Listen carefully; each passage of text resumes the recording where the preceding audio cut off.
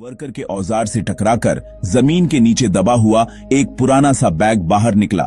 ऐसा बैग जो नए जमाने का नहीं था, जिसकी स्टिचिंग घिस चुकी थी और जिस पर सॉल्ट और टाइम के निशान साफ दिख रहे थे। और जब उस बैग को खोला गया तो उसके अंदर एक पुराना कैमरा मिला। ऐसा कैमरा जो डिजिटल नहीं बल्कि रील पर चलता था। और उसी पल वहां मौजूद हर आदमी की चाल अपने आप धीमी हो गई, क्योंकि कैमरा के साथ कुछ और भी था। जमीन में दबे हुए पत्थर, जिन्हें किसी ने जानबूझकर एक पैटर्न में रखा था।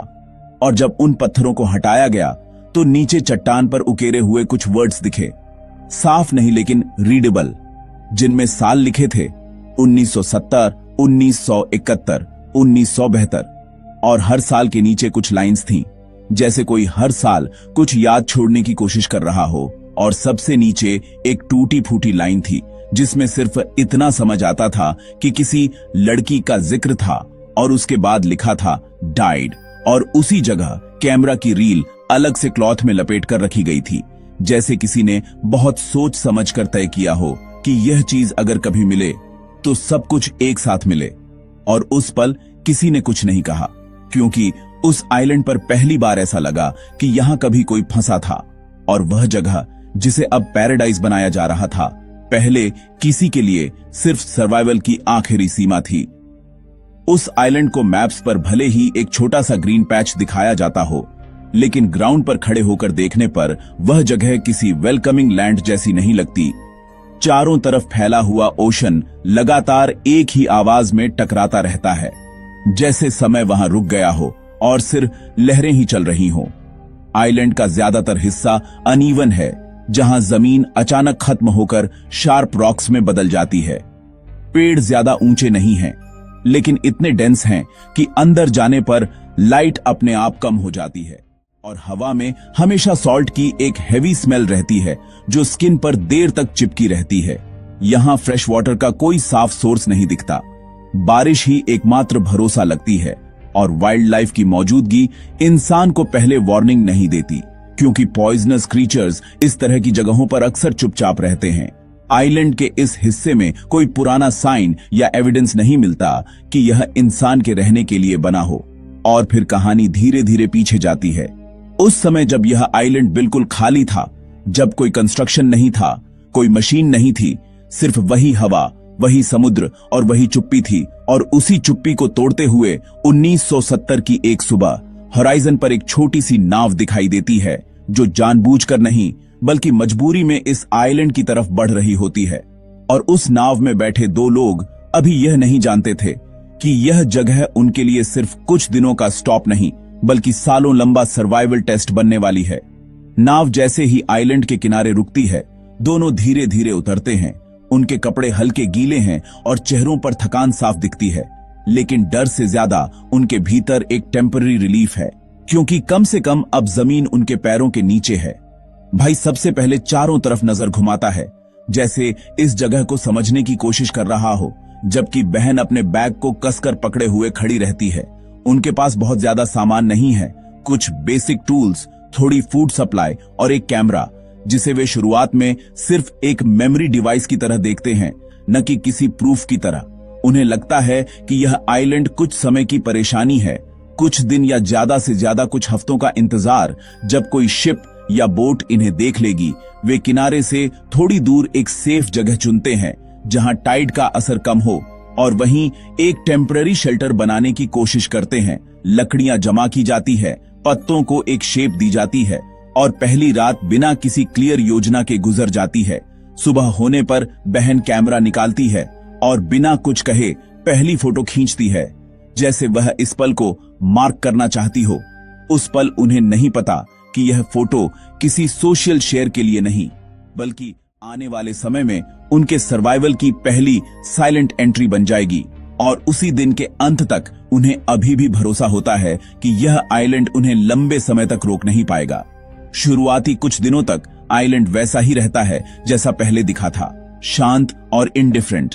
लेकिन चौथे दिन की शाम को मौसम अचानक बदलने लगता है। हवा की डायरेक्शन तेजी से घूमती है और समुद्र की आवाज भारी हो जाती है, जैसे वेव्स जमीन को वार्निंग दे रही हो। भाई सबसे पहले टाइड को नोटिस करता है, क्योंकि पानी उस जगह तक पहुंचने लगता है जहां उन्होंने शेल्टर बनाया था और उन्हें पहली बार समझ आता है कि यह आइलैंड प्रिडिक्टेबल नहीं है। वे जल्दी जल्दी अपना सामान उठाकर ऊंचाई की तरफ बढ़ते हैं, लेकिन बारिश शुरू होते ही विजिबिलिटी कम हो जाती है, लकड़ियां गीली हो जाती हैं और फायर जलाना नामुमकिन लगता है। बहन का पैर फिसलता है और उसे हल्की चोट लगती है। कोई सीरियस इंजरी नहीं, लेकिन उस दर्द के साथ एक रियलाइजेशन जुड़ जाती है कि यहां छोटी गलती भी बड़ा असर छोड़ सकती है। रात वे बिना आग के बिताते हैं, कपड़े ठंडे और भारी रहते हैं और नींद बार बार टूटती है। सुबह होने पर किनारे पर बहा हुआ कुछ सामान दिखता है जो टाइड अपने साथ ले गया था, और वहीं पहली बार दोनों के बीच यह सवाल बिना बोले घूमता है कि अगर यह स्टॉर्म कुछ दिन और चलता तो क्या वे अब भी सेफ होते। उसी दिन भाई चट्टान पर एक पत्थर से 1970 लिखता है, सिर्फ इसलिए नहीं कि समय याद रहे, बल्कि इसलिए कि अगर यह आइलैंड उन्हें भूल जाए तो कम से कम जमीन पर यह साबित रहे कि वे यहां थे। दिन धीरे धीरे एक जैसे लगने लगते हैं, लेकिन समय की यह यूनिफॉर्मिटी उन्हें भ्रम में नहीं डालती, क्योंकि हर बीतते हफ्ते के साथ उनके शरीर और दिमाग पर आइलैंड का असर साफ दिखने लगता है। और इसी बीच कैमरा एक अलग ही भूमिका निभाने लगता है। बहन तय करती है कि हर महीने एक फोटो ली जाएगी, बिना किसी पोज के, बिना किसी मैसेज के, सिर्फ उसी जगह खड़े होकर जहां वे उस समय हैं, ताकि अगर कभी वे वापस जा सकें या कोई उन्हें ढूंढ ले तो ये फोटोज यह साबित कर सकें कि वे कितने समय तक यहां सरवाइव करते रहे। भाई शुरू में इसे अननेसेसरी मानता है, लेकिन धीरे धीरे उसे भी समझ आने लगता है कि यह कैमरा सिर्फ मेमोरी नहीं बल्कि कॉन्टिन्यूटी का एक साधन बन चुका है। हर फोटो के बाद तारीख का अंदाजा लगाया जाता है, मौसम के बदलाव से महीनों को पहचाना जाता है और हर नए मंथ के साथ फूड की प्लानिंग और शेल्टर की मरम्मत होती है। कैमरा की बैटरी धीरे धीरे कम होती जाती है, लेकिन वे इसे तुरंत इस्तेमाल नहीं करते, क्योंकि उन्हें लगता है कि इसका सही इस्तेमाल वही होगा जब समय ज्यादा लंबा हो जाएगा। इसी दौरान बहन चट्टानों पर हर साल का एक छोटा सा रिकॉर्ड छोड़ने लगती है। वर्ड्स कम होते हैं, लेकिन मीनिंग गहरा होता जाता है, और उसी फेज में उन्हें यह भी एहसास होने लगता है कि रेस्क्यू अब एक इमीडिएट पॉसिबिलिटी नहीं रही, बल्कि सिर्फ एक डिस्टेंट होप बन चुकी है। उस साल की शुरुआत में आइलैंड का मौसम पहले जैसा नहीं रहता। बारिश के पैटर्न बदल जाते हैं और जंगल के अंदर चलना पहले से ज्यादा रिस्की हो जाता है, क्योंकि जमीन कई जगहों पर सॉफ्ट हो चुकी होती है और पत्तों के नीचे क्या छिपा है ये साफ दिखाई नहीं देता। उसी दौरान एक दिन फूड तलाशते हुए बहन झाड़ियों के बीच कदम रखती है और उसे तुरंत एक शार्प दर्द महसूस होता है। ऐसा दर्द जो सामान्य चोट जैसा नहीं लगता। भाई आवाज सुनकर उसकी तरफ भागता है और तब देखता है कि उसके पैर के पास एक पॉइजनस स्नेक पीछे हट चुका है। बहन की सांसें तेज हो जाती हैं और उसका शरीर धीरे धीरे हैवी महसूस करने लगता है। उनके पास कोई मेडिकल सपोर्ट नहीं है, कोई एंटी वेनम नहीं, सिर्फ बेसिक नॉलेज और लिमिटेड पानी है। भाई उसे शेल्टर तक ले जाता है और हर संभव तरीका अपनाने की कोशिश करता है, लेकिन समय उनके पक्ष में नहीं होता। कुछ घंटों के भीतर बहन की हालत और बिगड़ती जाती है। उसकी आवाज कमजोर पड़ जाती है और वह बिना घबराए बस इतना कहती है कि कैमरा और स्टोन्स को संभाल कर रखना, क्योंकि वही उनकी कहानी है। और उसी रात आइलैंड की वही चुप्पी लौट आती है। फर्क सिर्फ इतना होता है कि अब उस चुप्पी में एक आवाज हमेशा के लिए गायब हो चुकी होती है। अगली सुबह भाई चट्टान पर उस साल का निशान बनाता है और उसके नीचे कुछ वर्ड्स लिखता है, सीधे और छोटे, जिनमें कोई एक्सप्लेनेशन नहीं होती, सिर्फ एक सच्चाई होती है कि वह अब अकेला है। और उस पल से सर्वाइवल सिर्फ नेचर से नहीं बल्कि खुद के दिमाग से भी लड़ाई बन जाता है। बहन की मौत के बाद आइलैंड वैसा ही रहता है जैसा पहले था, लेकिन उसके के लिए सब कुछ बदल चुका होता है, क्योंकि अब हर फैसला अकेले लेना होता है और हर गलती का असर तुरंत महसूस होता है। वह शेल्टर को थोड़ा और ऊंचाई पर शिफ्ट करता है, फूड सर्च के रूट्स सीमित कर देता है और अननेसेसरी मूवमेंट से बचने लगता है, क्योंकि उसे समझ आ जाता है कि एनर्जी ही अब सबसे कीमती रिसोर्स है। दिन के समय वह प्रैक्टिकल रहता है, लकड़ियां जमा करता है, बारिश का पानी कलेक्ट करता है और सिंपल टूल्स को बार बार रिपेयर करता है। लेकिन रात होते ही दिमाग उस साइलेंस से भरने लगता है जिसे पहले वह दो लोगों के बीच बांट लेता था। वह कई बार बिना वजह बोलता है, कभी समुद्र से, कभी पत्थरों से, सिर्फ इसलिए ताकि उसे अपनी आवाज सुनाई देती रहे। कैमरा अब बहुत कम इस्तेमाल होता है क्योंकि बैटरी ऑलमोस्ट खत्म होने के करीब होती है और वह तय करता है कि आखिरी मोमेंट्स के लिए उसे बचाकर रखा जाएगा।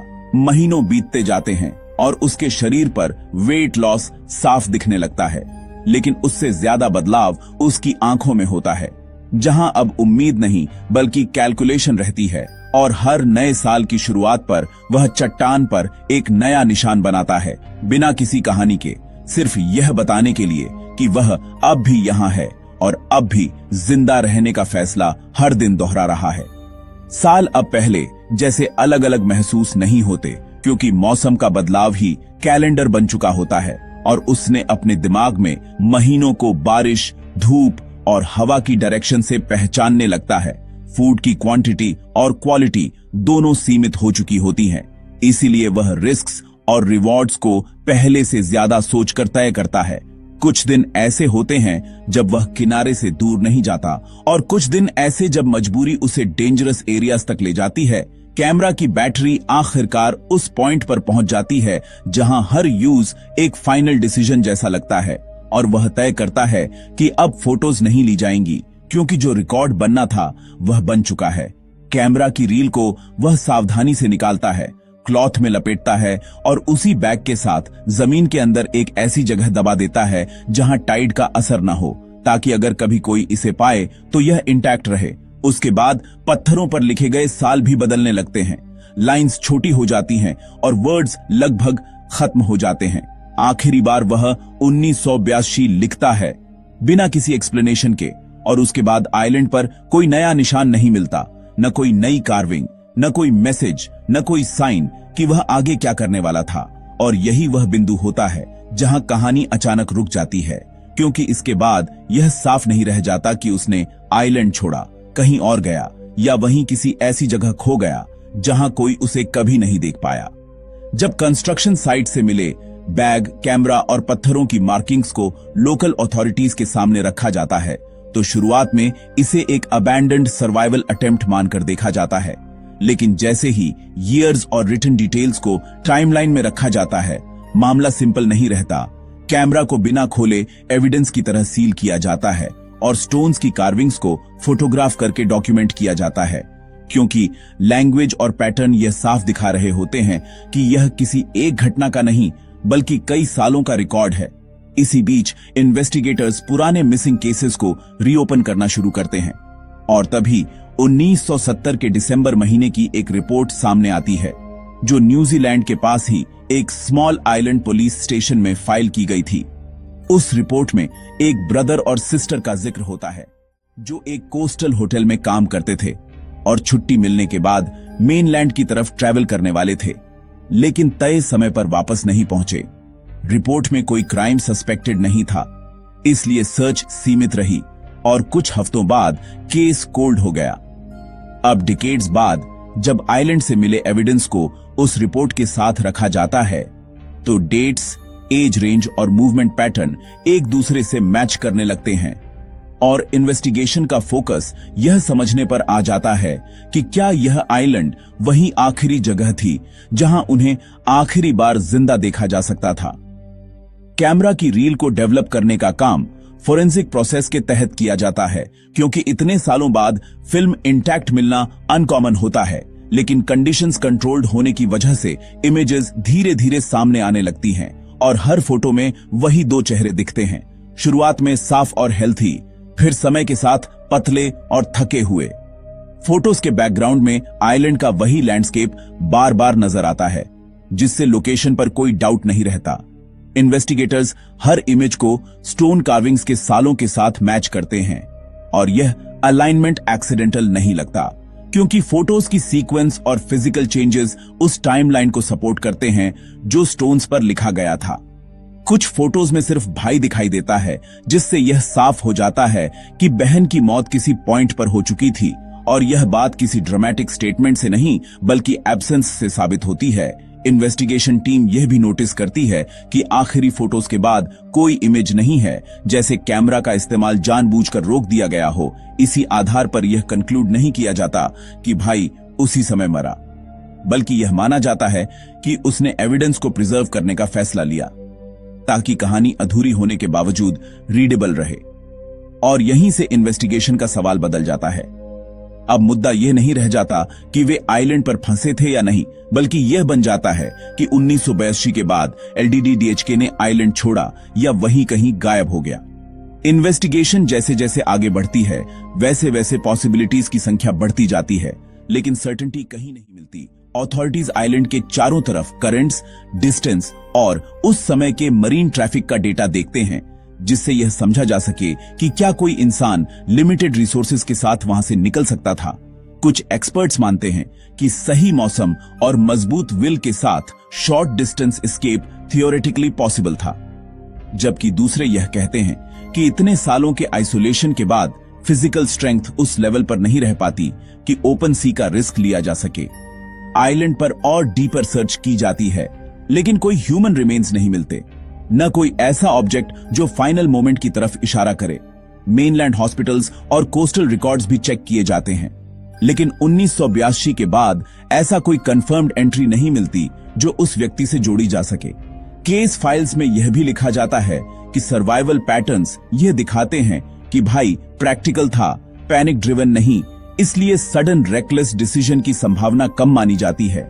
लेकिन इसी लॉजिक के साथ यह भी स्वीकार किया जाता है कि लंबे समय तक अकेले रहने वाला इंसान कभी कभी ऐसे फैसले ले सकता है जो बाहर से देखने पर इरैशनल लगे, और इसी कॉन्ट्रडिक्शन के साथ इन्वेस्टिगेशन एक ऐसे पॉइंट पर आकर रुक जाती है जहां फैक्ट्स खत्म हो जाते हैं और असम्पशंस शुरू होती हैं।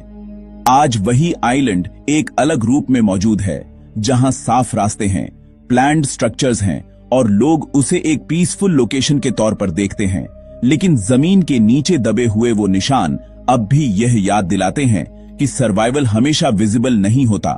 कभी कभी वह सिर्फ इस बात में होता है कि कोई इंसान अपने होने का सबूत छोड़ जाए।